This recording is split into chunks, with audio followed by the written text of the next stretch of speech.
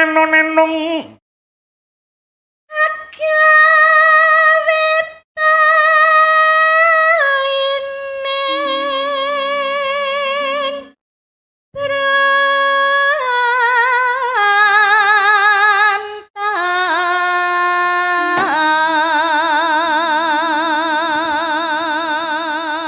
iki ya disusul karo dulur-dulur SKTS Mbak. SKTS ki sedulur ki Tante Sutanto.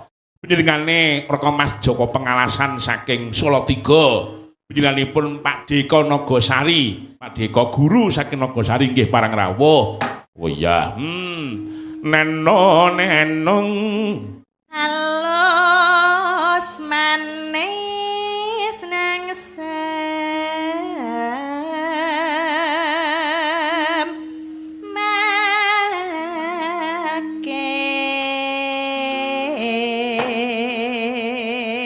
dipirsani uga dening panjenengane Pak Joko Pratomo saking Riau. Oh iya, matur nuwun sanget kaya niki mau bar kagungan kersa. Oh ngono ya, Mak.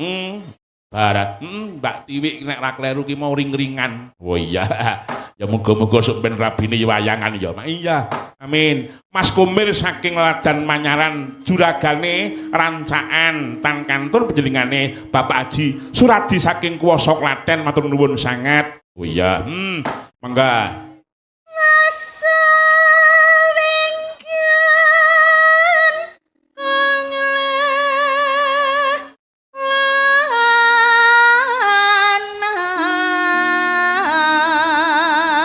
Lolalung golek isi podang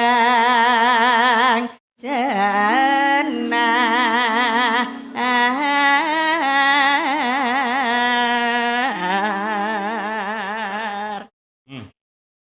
tengkoke kepiye gitu. Glender nenong bunga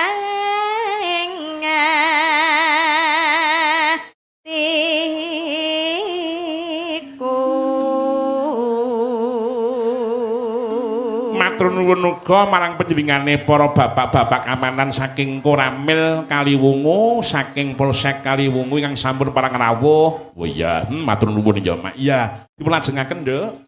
Nyanding bisa dadi tamba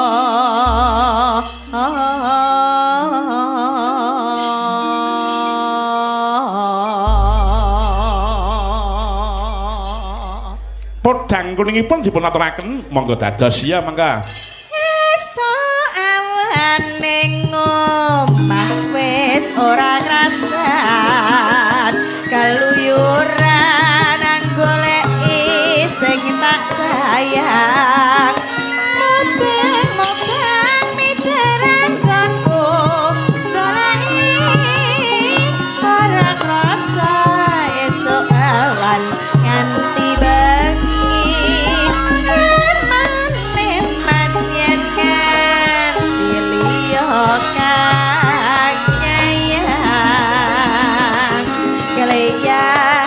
keleyang tak samang mencok ning awan kekencangan mak rintik saka kagungan sarwi ngoceh dheweke ngalih bencok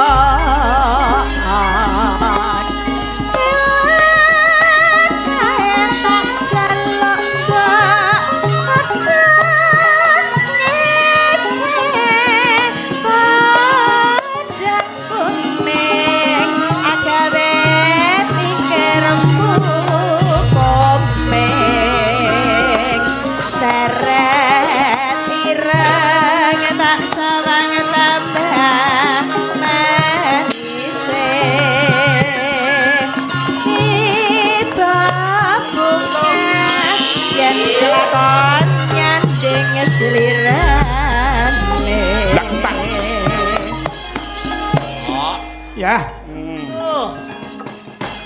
tak kentunke ngagem dulurku lanang Mas Eko. Wah, Mas Eko kodhok. Tan kantun panjenengane Pak Kalis saking Kewarangan Mundu. Oh, ngono ya, Mak. Ya, monggo dipun aturaken para ngadang. Ya, monggo. Ora bakal atiku kehiwang liyan yen si pondangan tutut ati kepranan ora mendang atiku sansaya